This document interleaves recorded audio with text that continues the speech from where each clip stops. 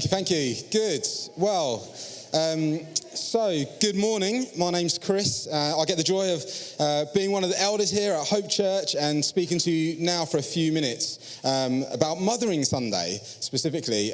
Just before I do, it's really good to be back. Last week, I wasn't here because I was down at a church in Dorking, one of our sister churches, a church that's in commission, which is part of the family of churches. And I've got to tell you, it was brilliant. It was really, really good. And don't tell Julia this, but for like an hour or so before the meeting, everyone comes in and they get a full-on English breakfast. Sausage, mouths opened. So we've got to up our game, haven't we? And it's incredible. And they're like in a little estate, and when you're just like turning up, you see people walking out of their houses, all walking into this village hall, and they all enjoy a fry up. And then at about 10:30 or so, they say, right, we're going to start church in a few minutes. And then a few people scarper off, but many stay and enjoy the service. It's brilliant. They're doing such a great job. And today, actually, Rich is with us today, and Becca. Yes, which is Phil and Helen's daughter. Phil leads the church there, so do go and say hello to them. And sorry, guys, we couldn't give you a fry up this morning, but hey, next week. So, welcome to Hope Church. Does anyone know the origins of Mothering Sunday? Go on, Abigail, shout out. Yeah, that's right. It's about going back to your home church, your mother church, that place where you were baptized, that place where your parents went to and grew up. In fact, even before that, before Jesus was born, there was like Roman goddesses, or like mother goddesses. There was Greek mother goddesses. And so in the springtime, there used to be celebrations by the Greeks and by the Romans for these kind of mother goddess figures.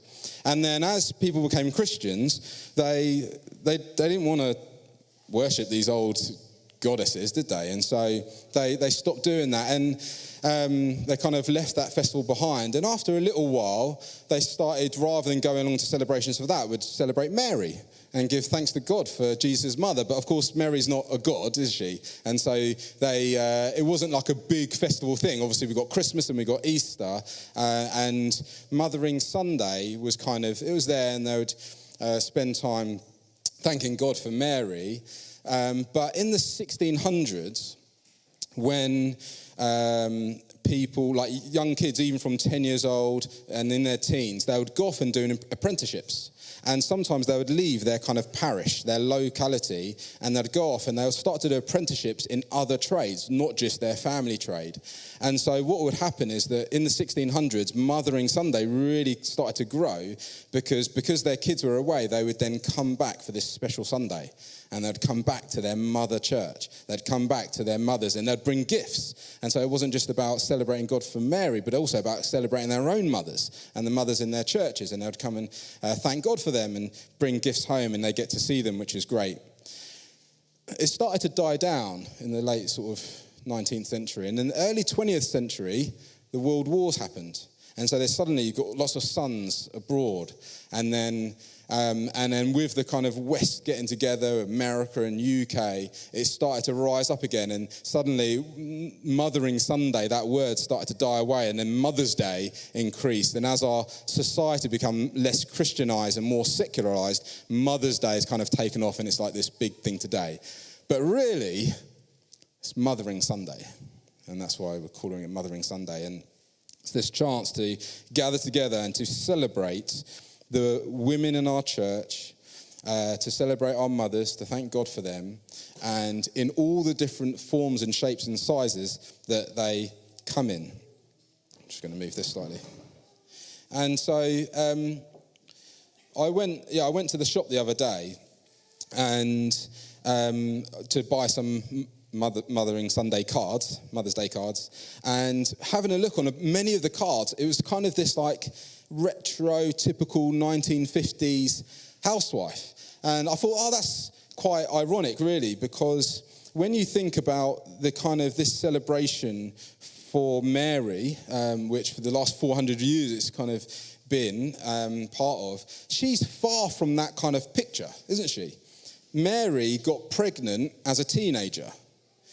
Mary got pregnant outside of wedlock.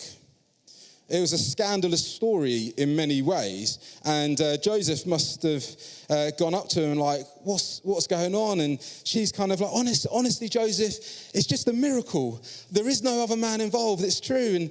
And he's like, yeah, right. And he tried to break up with her quietly because he's an honourable guy, and he wanted her to go and be with the baby's father. But then, obviously, the Lord came and spoke to him through the angel and said, no, it's okay. And you can read in Luke chapter 2 that when Jesus was grown, that they went on holiday. They went to Jerusalem to celebrate the Passover. And after that celebration, they went home. And so Mary, this mother that we want to celebrate, is one that is, pregnant as a teenager, pregnant out of wedlock, pregnant in a scandalous story, and then even as a mother, they take a whole day's journey before they even realise that Jesus isn't even with them. I mean, I don't know if you've ever lost your kid around the supermarket. This is kind of like losing your kid at Legoland, driving home, and then 12 hours later wondering, oh yeah, where's my son?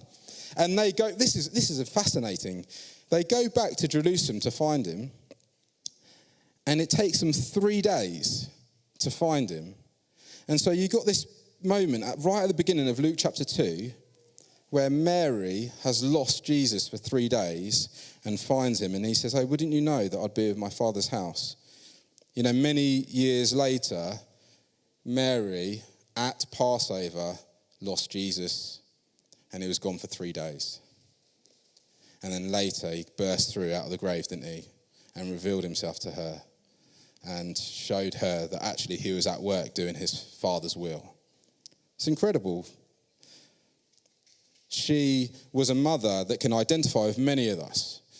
She can identify as one who gave birth in difficult circumstances, in unexpected circumstances. She wasn't planning on getting pregnant. She wasn't married, and she sadly saw her son die in the most horrific fashion.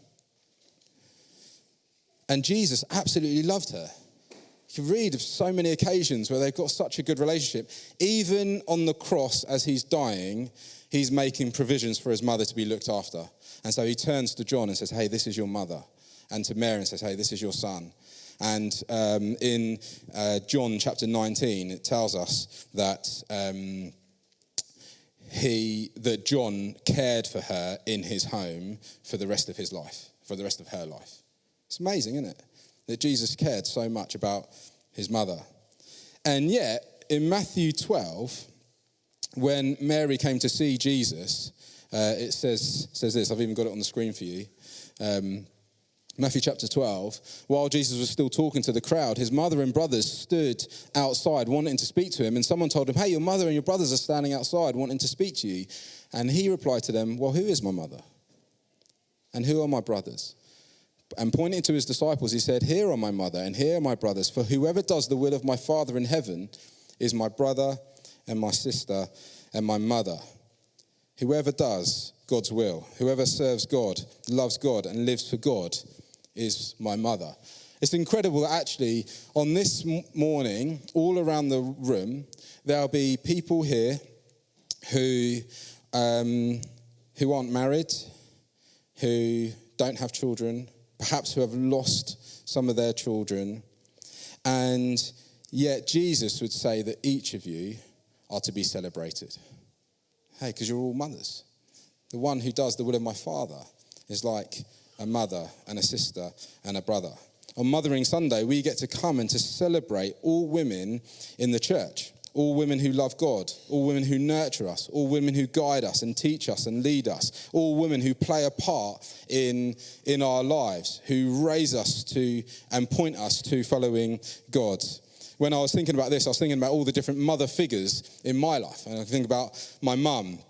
who she's a white British woman who went over to the Congo and lived there as a single lady for 18 years, serving in real hardship there, in kind of a little village there, not much electricity or water. I think, what a great, an amazing example of someone who followed God.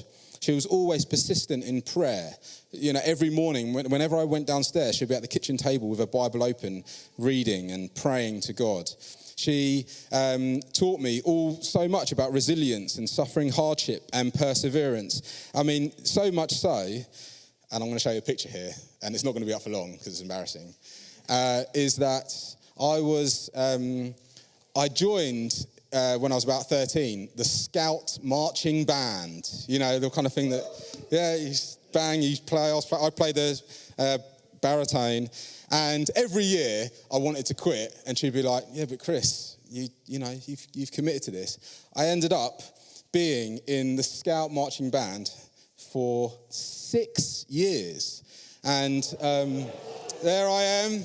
Oh no, look at that. What a picture, hey? So no, actually, when I was about 16 years old, they've come in just to see it. When I was 16 years old, I won an award for the best under 18 baritonist in the Scout Marching Band movement in the UK.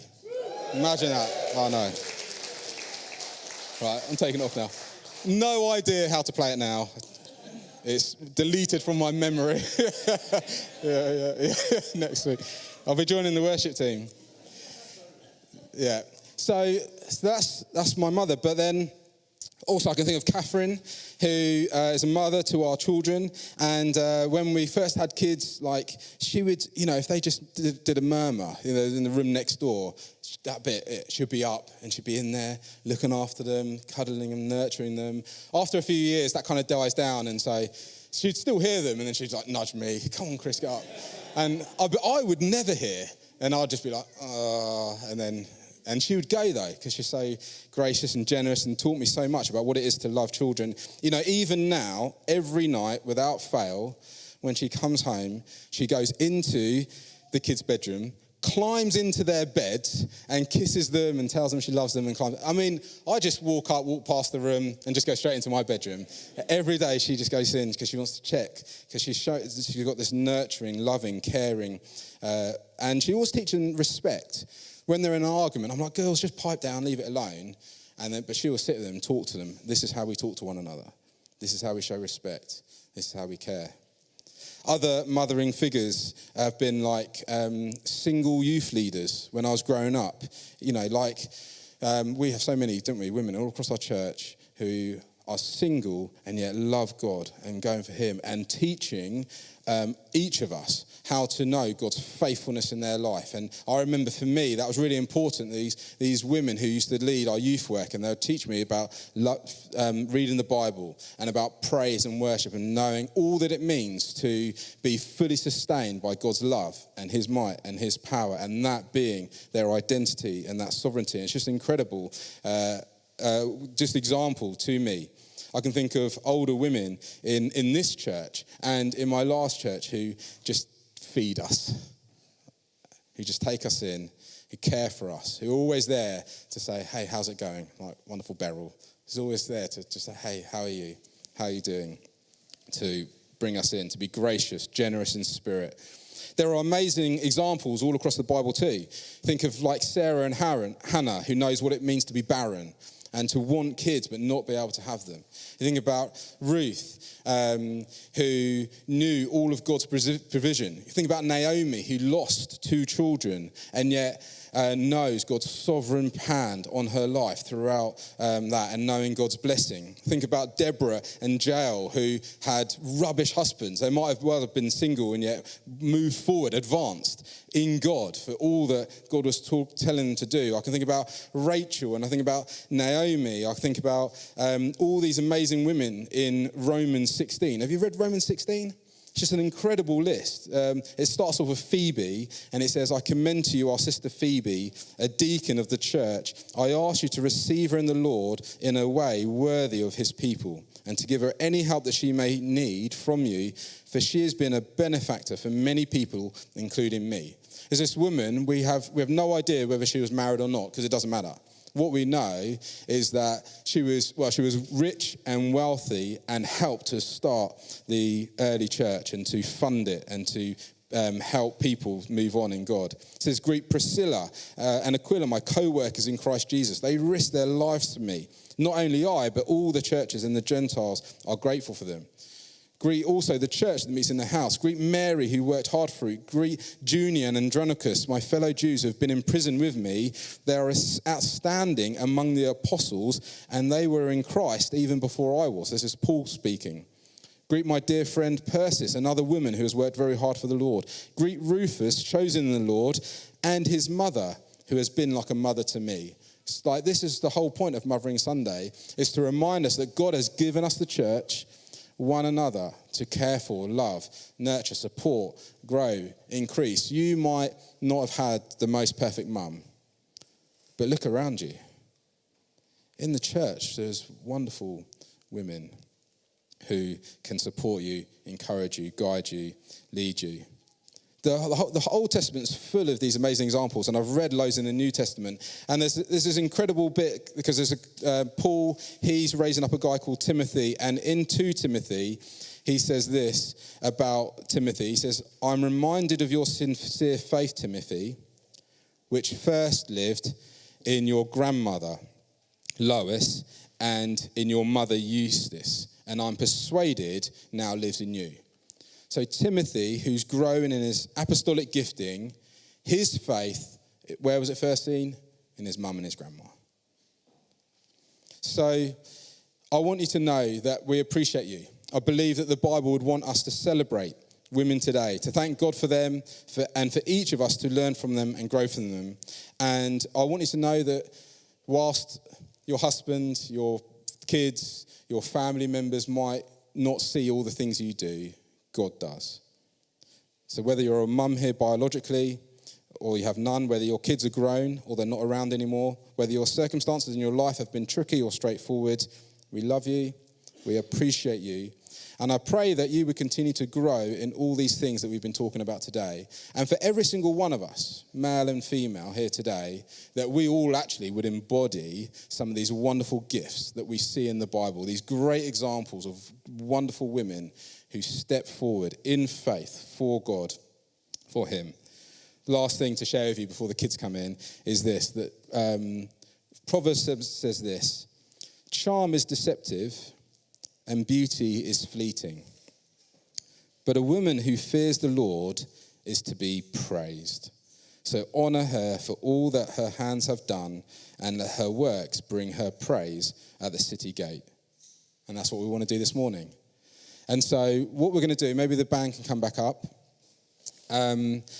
All our young people have been making things for every woman in the church. So they're going to come in. Rachel's just going to play. They're going to come and give you one of these things. And what I want to encourage you to do is I want you to take a moment to, whilst they're doing that, to give thanks to God in your heart for the women in your life that have helped you grow and develop. Yeah, we're ready.